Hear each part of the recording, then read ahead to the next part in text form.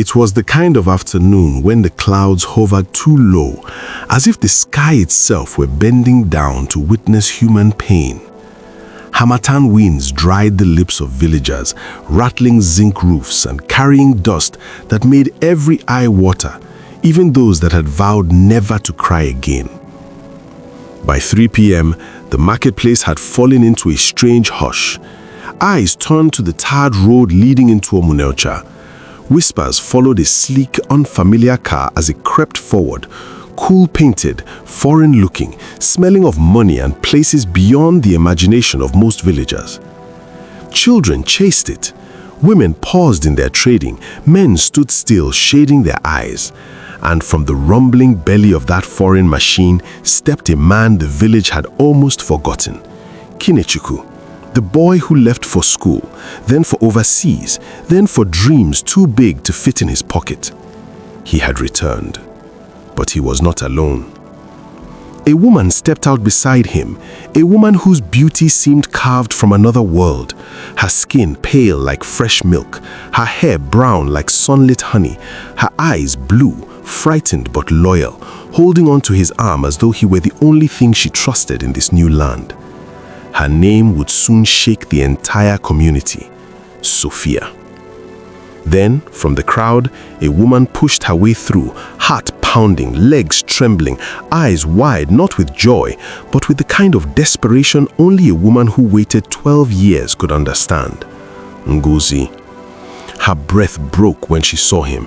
Her hands froze mid-air. Her heart shattered silently because the man she prayed for, the man she saved money for, the man she stopped suitors for, the man she sacrificed her youth for, was standing beside another woman. And not just any woman, a woman who had given him her kidney. The tension held the village hostage. People swallowed hard, some looked away, some covered their mouths, and in the thick silence of that moment, even the wind seemed to whisper, "Where does loyalty end? Where does obligation begins?" Years before the heartbreak, before kidneys and visas and betrayal, before anyone knew who Sophia was, there was a small shop in Omunelcha where a young girl counted money she was not supposed to touch. Ngozi Blessing, age 16, barely tall enough to see over the counter, slipped 200 naira notes from the wooden drawer and folded them into her wrapper. Not for herself, not for luxury, but for one boy, one dream, one future she had wrapped her heart around. Kinechukwu. They grew up together, running barefoot on dusty roads, drinking cold zobo after school, promising childish promises under the mango tree behind the Anglican church. He told her he wanted to become an engineer. She told her she wanted to be his wife. Life was simple, until school fees came and her parents couldn't pay. But she believed in him with her whole heart. So she helped his dream grow even when hers shrank. When his father died, leaving the family with nothing, it was Ngozi who fed him, comforted him, and brought him money stolen carefully from her parents' provision shop. At first it was small, 1,000 naira, 2,000 naira. Then it became school fees, then hostel fees, then pocket money. Soon her mother started complaining. "Blessing, the money in this shop is not complete. Why?" Ngozi always found a lie. Always. Because she wanted Kinechukwu to become something better, someone important, someone who would return and lift all of them out of suffering. Kinechukwu knew she helped him, but he did not know how deeply she was damaging herself to keep him afloat. She supported him through secondary school, through polytechnic, through university, and when the chance to travel abroad came, she emptied everything she had, her savings, her mother's hidden money, her dignity, her future. She gave it all for him, for love, for the promise he made her. "When I come back, you will be my wife." Abroad was not what he expected. He struggled. He worked long hours. He stayed hungry. He slept in cramped rooms. He chased papers, green card, work permit, residency, but every door slammed in his face. Until he met Sophia. Her heart was large. Her life was stable. Her love was different, quiet, patient, calm, and surprisingly deep. She helped him start afresh. She taught him the language, helped him get medical insurance, helped him navigate laws he didn't understand. But then came the sickness, a sudden kidney failure. Doctors said he was dying. He had weeks left. His mother wept on the phone. Ngozi nearly fainted when she heard. She sold more, even things she didn't own, to send money. But the doctors said, he needs a kidney, immediately. None of his relatives matched. Only one person did, Sophia. And she didn't think twice. She signed the papers. She lay on the operating table. She gave him a part of herself, a piece no human ever gets back. And when he woke up from the surgery, weak, shaking, connected to tubes, he saw her lying beside him, pale, fragile, and smiling. Not because she was strong, but because he was alive. That day, something inside him changed. He realized he owed her his life, and life debts are deeper than love debts. So, when the hospital, lawyers, and immigration officers suggested marriage as a way to stabilize his papers, extend his treatment and residency, he agreed. Not because he didn't love Ngozi anymore, not because he didn't remember her sacrifices, but because sometimes destiny forces a man into decisions his heart never planned for. Sophia held his arm tightly as they walked into Umunyocha. She didn't understand the weight of the village's gaze. She didn't understand the spirit of love and loyalty that bound African hearts. Ngozi stood frozen, her throat locked, her chest burned.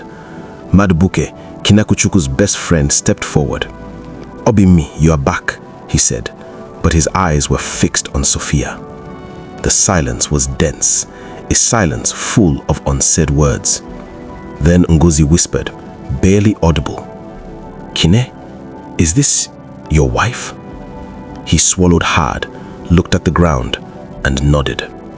A wave of murmurs rose through the crowd. Ngozi staggered back as if slapped.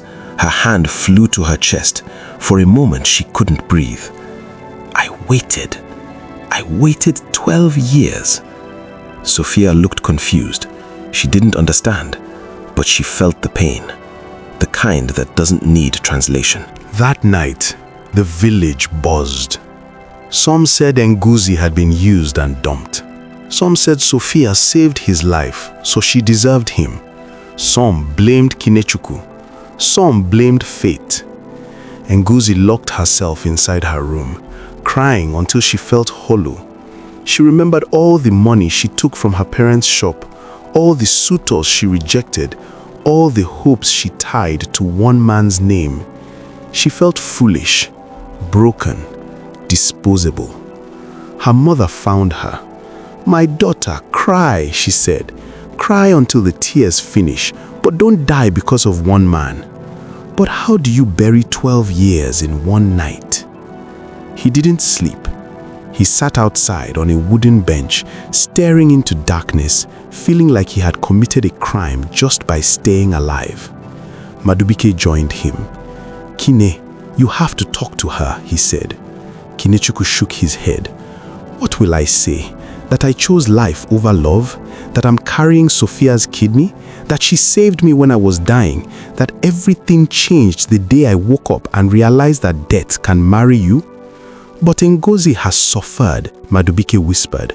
"I know," he said painfully. "I know, and that's what is killing me." The next morning, Ngozi demanded to see him. They met behind the old community hall, under the same mango tree where they once carved their names as teenagers. She came with tears. He came with guilt. Their pain met in the middle. "Kinechukwu, is this the end?" she asked. "After everything, after my youth, after my sacrifice, after giving you everything I had?" He couldn't lift his eyes. "Blessing, I didn't want this. I never planned it, but life happened to me. I fell sick. I was dying, and she, Sophia, she gave me her kidney." "So, that makes her your wife?" Ngozi shouted. "It makes her the person I owe my life to," he whispered. "That kind of debt, it ties you, it binds you, it changes everything." Ngozi sank to the ground, weeping silently. "Kine, I loved you," she whispered, "for 12 years. And I loved you too," he said. "But life took me somewhere. Life took me somewhere else."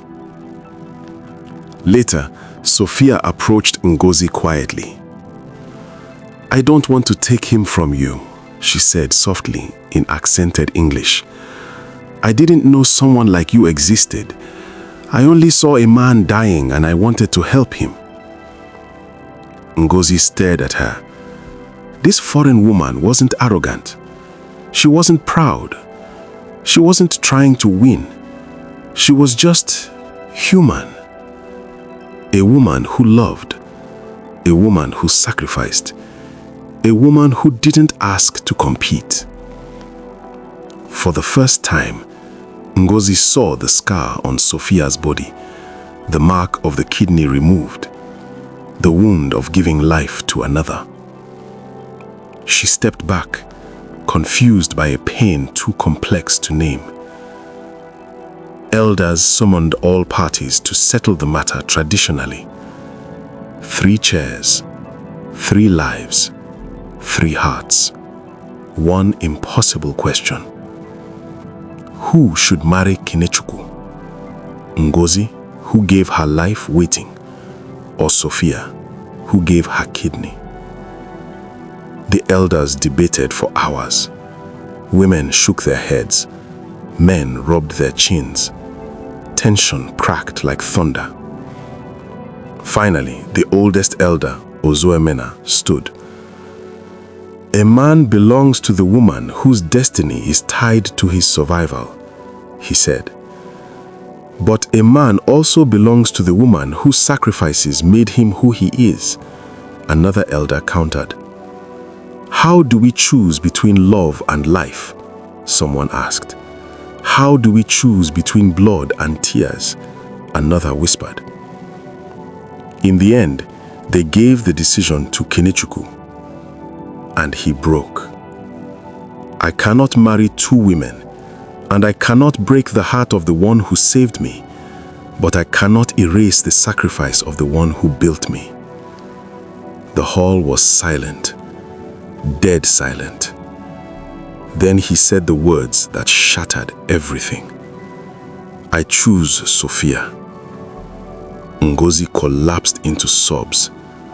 Even Sophia cried. Because in this decision, no one won. Everyone lost something. Ngozi felt her world end. She spent weeks blaming herself, blaming him, blaming fate. But slowly, she realized she had loved him more than she loved herself, and that was the mistake. She began rebuilding her life. Her parents forgave her. She returned to school. She opened her own small business. People started respecting her strength, because heartbreak is not the end. Sometimes it's the beginning. This story isn't about who was right or wrong. Ngozi was right to love. Kinechukwu was right to survive.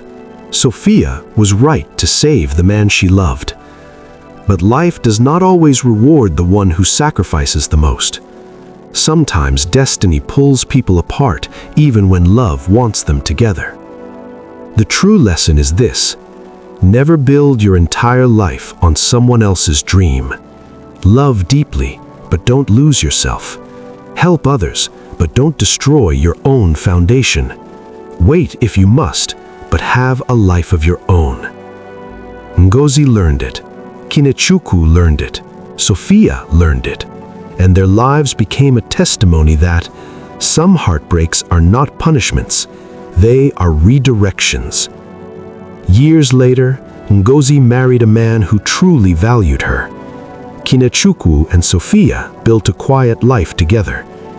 And though their paths no longer crossed, each of them carried memories, heavy, tender, painful, beautiful, of a love that survived childhood but could not survive destiny.